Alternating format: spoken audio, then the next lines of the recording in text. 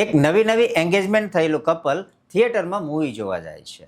Movie શરૂ થયું, અડધો કલાક જેવું થયું કે જે પેલી છોકરી છે એને છોકરાને કીધું કે ભાઈ મને ફ્રેશ થવા જવું છે, વોશરૂમ જવું છે. છોકરાએ કીધું થોડી વાર બેસ, પછી આપણે જઈએ.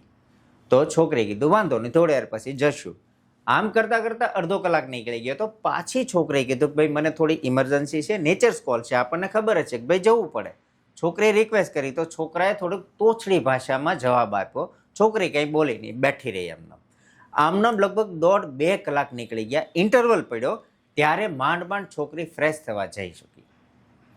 હવે છોકરીએ ત્યાં પિક્ચર પૂરું કર્યું, ઘરે આવીને એમના મમ્મી જોડે એમણે આ વાત કરી કે થિયેટરમાં કંઈક આવું બનેલું. મમ્મીને થોડી શંકા ગઈ કે ભાઈ હજી તો શરૂઆત જ છે અને આવો સ્વભાવ. એણે ઉલટ તપાસ કરાવી. તપાસ કરતાં એવું જાણવા મળ્યું કે છોકરો બહુ જ ગરમ મિજાજનો છે. ગમે ત્યારે વાતમાં ઝઘડા કરતો હોય છે અને 1-2 વખત તો સ્ટેશન પણ જઈ આવેલો છે. પછી એમના છોકરીના પપ્પાને સુધી આ વાત જાય છે અને એમણે અંતે નિર્ણય એવો લીધો કે આપણે આ સગાઈને કન્ટિન્યુ નથી રાખવી, કારણ કે આજે આવું થઈ રહ્યું છે.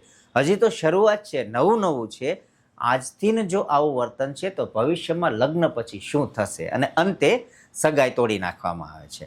તો મિત્રો, મારો અહીંયા પ્રશ્ન એ છે કે આ જે નિર્ણય છે એ યોગ્ય છે કે નહીં, નીચે કોમેન્ટ કરીને જરૂર બતાવજો.